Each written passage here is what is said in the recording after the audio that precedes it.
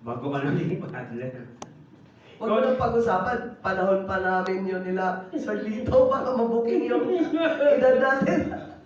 Coach, na-mention mo yung magka-qualify sa World Games, no? Sino-sino ba sa mga players natin yung pwedeng, sa mga national athletes natin, yung may capacity na ma-reach yung qualification sa World Games?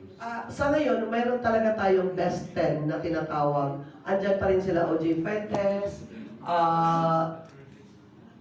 I cannot remember the rest. Pero yung babae, si Rosalind Esguerra, Lea Baligasa, yung mga dati pa rin natin, yung mga luma pa rin natin na atleta. They are 12, lahat-lahat. 4 na babae at saka 8 lalaki kasi meron tayong substitute na 2 for that. Coach, noong 2016, naka-2 gold tayo and I think 1 silver. 5 goals? 5 golds, yes. In Moscow. Yeah, we have 5 golds in Moscow and 2 silvers. Yun. And last na nag-organize tayo ng Dragon Boat sa Puerto Princesa, we won 2 gold. 2 golds. That was Asian Championship, 2016. Yan. This time ba, Coach, ilang gold ang iuwi natin? Hindi ko po sa ngayon masabi. Siguro pag nandito na yung mga participants at makita na natin silang nag-warm up, on the first day siguro baka masabi natin, kahit papano, kahit kalahati tayo or 1/4 malaking bagay. 1/4 malaking bagay. Kasi we're aiming talaga overall. We're aiming overall. Sana po, in God's will.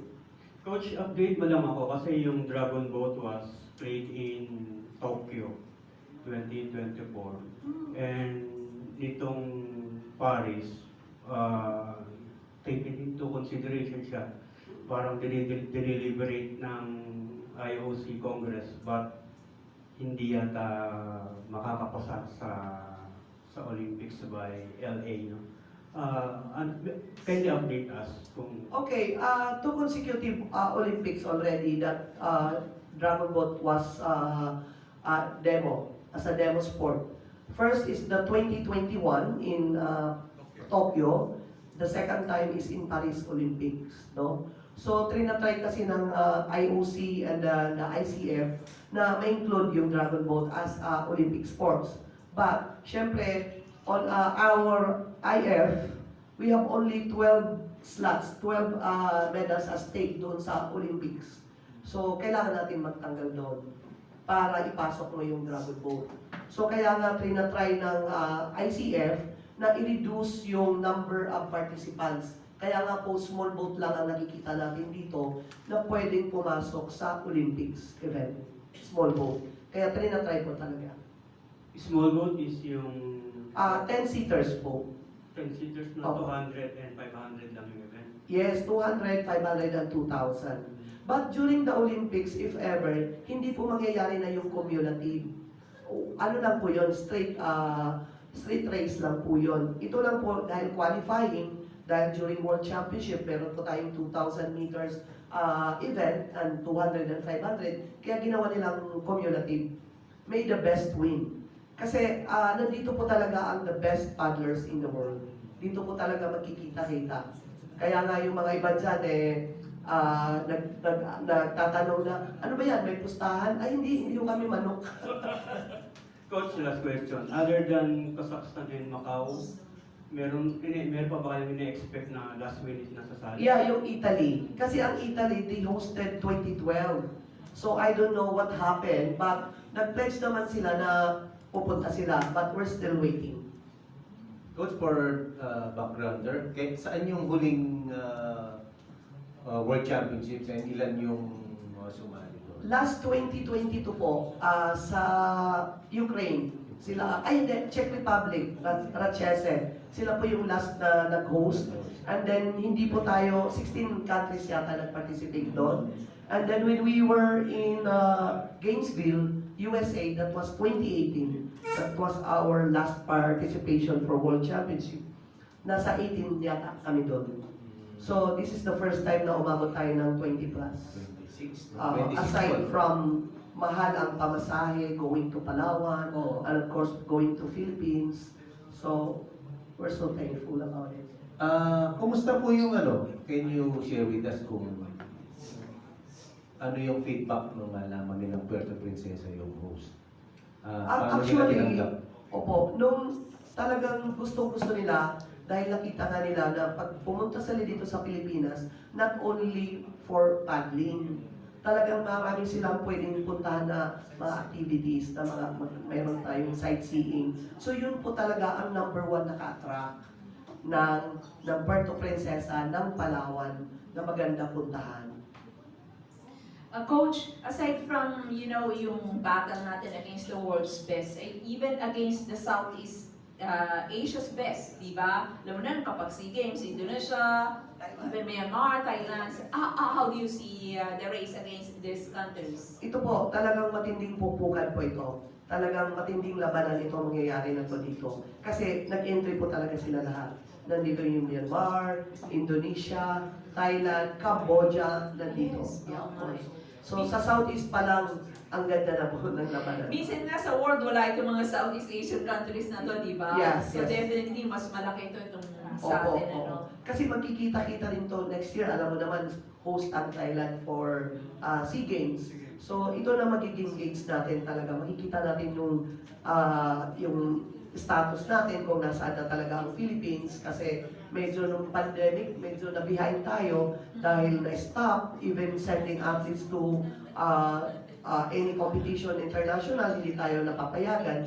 So I hope makarecover ulit ang Philippines. Again, what is the best finish of the Philippines in ICF World Dragon Boat Championships? Last 2018, we got 5 golds, Okay. 2 silver and 1 bronze. Okay. So 2018. 2018. Sa bansa, Sa USA po, sa Sa Atlanta, Gainesville. Atlanta, Georgia, Gainesville. isa na lang. Anong klaseng course meron sa Puerto Princesa? Di ba bay yan? Hindi ba masyado maalon? Ano ba yan? Yung capsize yung mga boat, di ba natin concern yun? Hindi naman po kasi mga professional na naman itong mga manlalaro, no? At the same time, Cove kasi ang Puerto Princesa Bay, Cove. Opo. So, wala po siya talagang alon. Unless may hangin, may bagyo. Pero kung titingnan mo para rin siyang lake, kung titingnan mo, kasi Cove po siya. Len, good morning. Good morning, Sir Clyde. In the past, maraming pinanalo ang Dragon Boat sa Chinese Taipei, Thailand, Russia, Canada, and Malaysia during the time of Joligo. Ano po yun? And the Philippines swept 5 goals in 2005 during the time of Benji Ramos. Yun. Now, we are hosting the World Dragon Boat this October. Now, can the Filipinos live up to the winning tradition and satisfy the Filipinos?